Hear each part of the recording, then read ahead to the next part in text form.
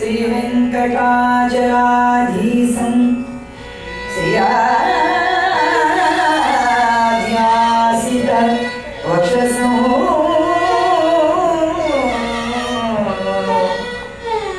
श्री वेंकटाचलाधीशं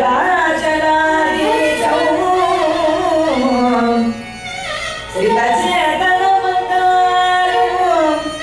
श्री वेंकटाचलाधीशं श्रियाध्यासित वक्षसं श्रीतचेतनमन्दारं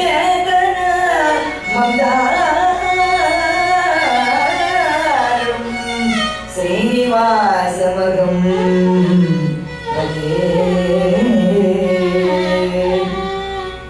श्रीरामचन्द्रः आश्रितपारिजातः समस्त कल्याण गुणाभिरामः सीता मुखाम्भारुह चञ्चरीका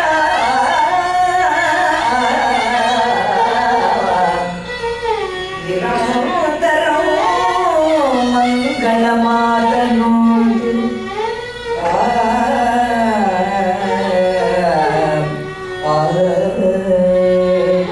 मनोजवं मारुततुल्यवेगं जितेन्द्रियं बुद्धिमतं वरिष्ठं वातात्मजं वानरयोधमुक्षं श्रीरामदूतं शिरसं नमामि।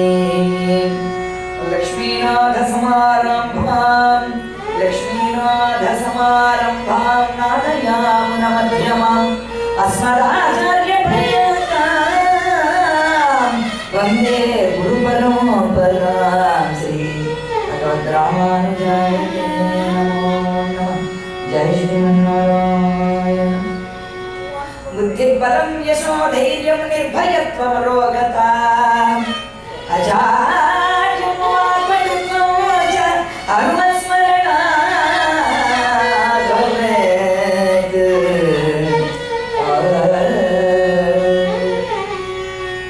कलशापुरमुकाड कंदुवज्जेसुपुरी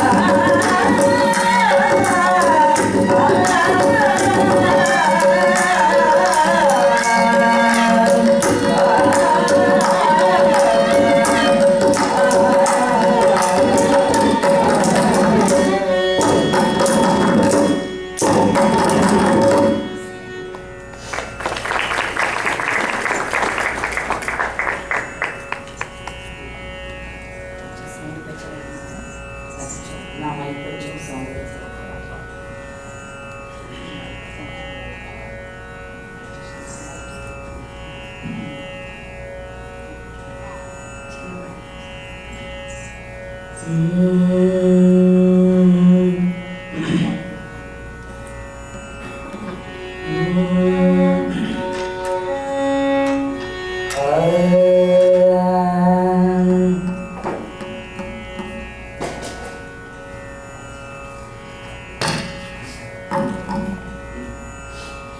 శ్రీమద్రమారమణ గోవింద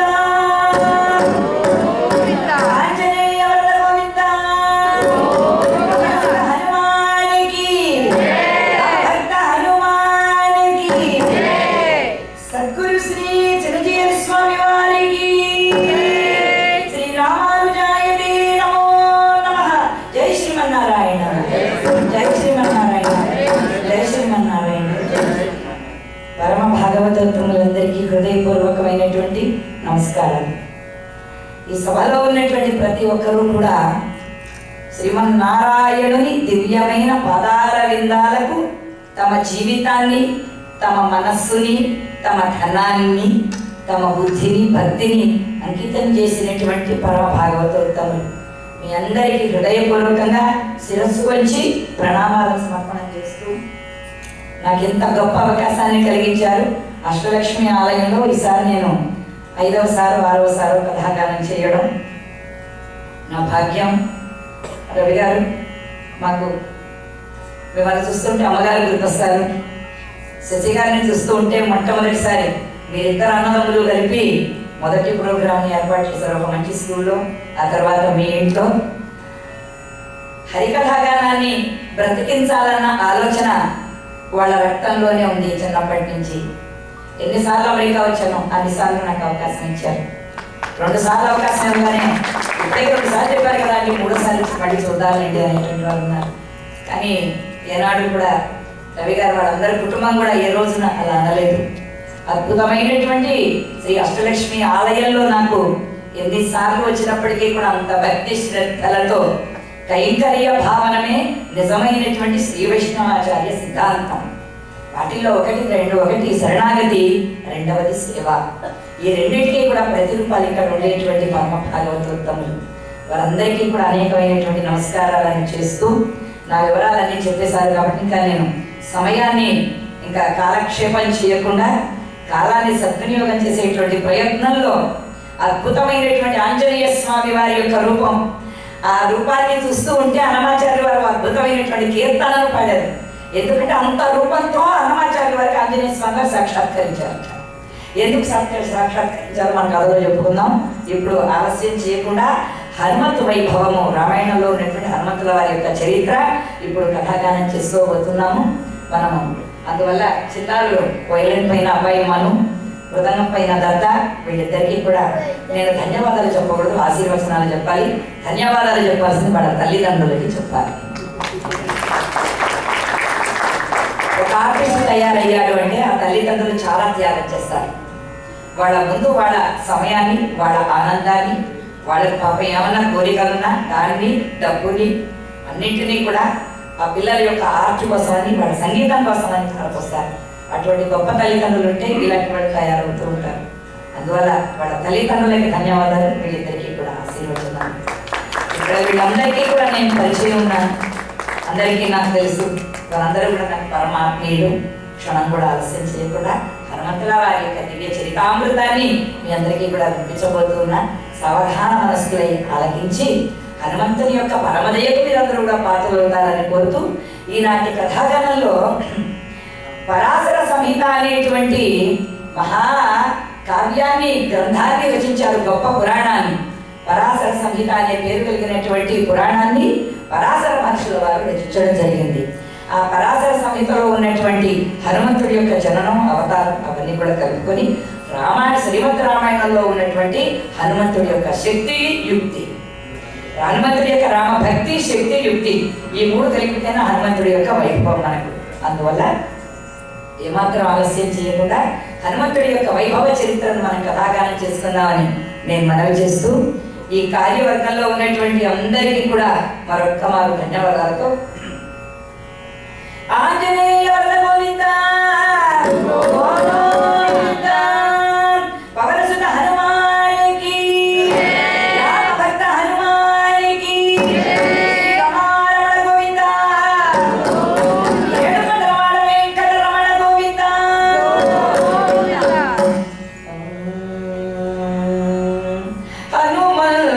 శ్రీరాముని దివ్యామృత చరితము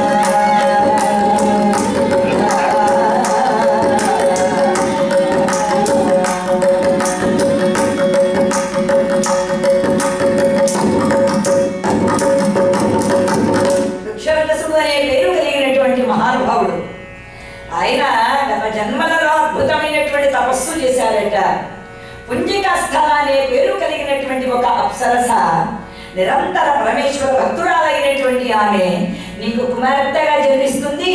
ఆమె గర్భాన శివ తేజంబును ఈ సృష్టికి ప్రసాదించి త్రేతాయుగ ధర్మ రక్షణలో ప్రధాన పాత్రత వహిస్తాడు. ఈ పుంజిక స్థలాన్ని ఈ అప్సరాంగన మరుజన్మమెత్తి నీ కడుపున ఉడుతుంది అని చెప్పనని అభయం ఇచ్చారట.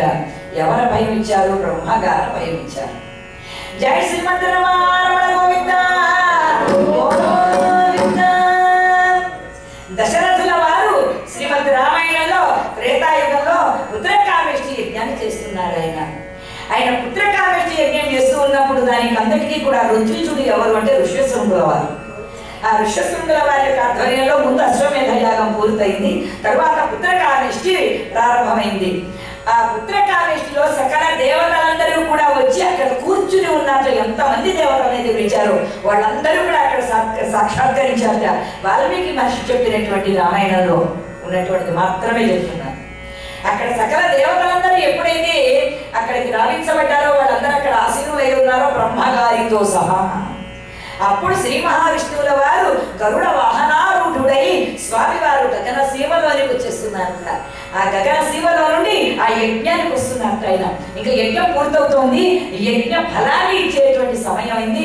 ఆ సమయంలో శ్రీమన్నారాయణుల వారు గరుడ వాహనారూఢుడై ఆయన వచ్చేస్తున్నట్ట. అలా గరుడ వాహనారూఢుడై వస్తున్నటువంటి స్వామి వారిని చూచి అక్కడ అప్పటికే సాక్షాత్కరించి ఉన్నారు. బ్రహ్మగారు ఒక వంక, పరమేశ్వరుల వారు ఒక వంక, సకల దేవతా సమూహం అంతా ఒక వంక, అందరూ అక్కడ వేయించేసి ఉన్న సమయంలో శ్రీమన్నారాయణుల వారు అక్కడ సాక్షాత్కరించారు దివ్య మంగళ రూపంతో స్వామివారు. ఇందివర వినీల సుందరాంగముతోడ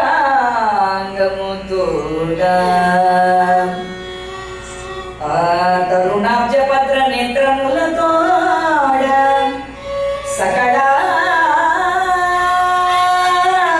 వనమాలికాగంత దివ్య వక్షస్థలముతోడ కమ్మ కస్తూరికా తిలక ఫలముతోడ దివ్య శంఖ చక్రాది ఆయుధములతోడ జలజనాభుండు ఆశ్రిత మోషణుండు శౌరి యజ్ఞభూమిని స్వస్వరూపమున సాక్షాత్కరించే జై శ్రీమన్నారాయణ. అద్భుతమైనటువంటి మంగళ రూపంతో స్వామివారు శ్రీమన్నారాయణుల వారు అపార దయామూర్తి సారథి అయి గరుడ వాహనం పైన సాక్షాత్కరించారట.